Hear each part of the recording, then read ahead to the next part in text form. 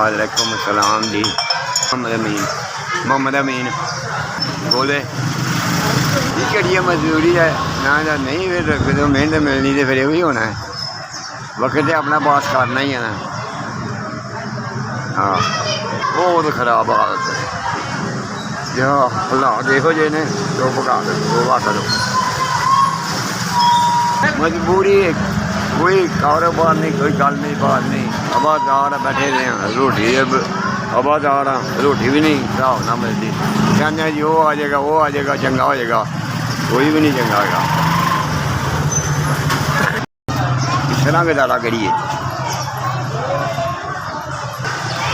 मेरी मजबूरियाँ ये ने ना मेहनत कर सकते ना गल ना बात। मेरी उम्र है कोई कमान वाली, मैं मजबूरी है नहीं हो सकता वक्त पास की करिए।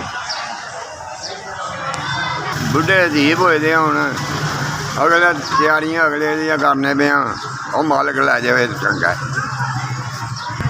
गुरबत अजो हांडी लियांदी अजो सब्जी मुक्की अजो आटा मुक गया, की करिए बेटा।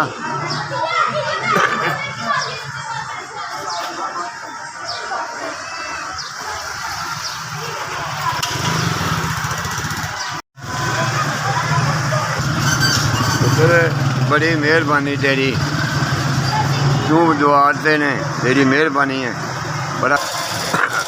जिन्हें पैसे घले ने नेकी देवे अल्लाह, उन्होंने वड्डी वड्डी उम्र करे उन्होंने, या अल्लाह उहदा बड़ा भला करे जी, बहुत बहुत भला करे अल्लाह। उन्होंने जिंदगी देवे अल्लाह, उन्होंने तंदरुस्ती देवे अल्लाह, उन्होंने नेक मत पाए जिन्हें मैंने 5000 घलिया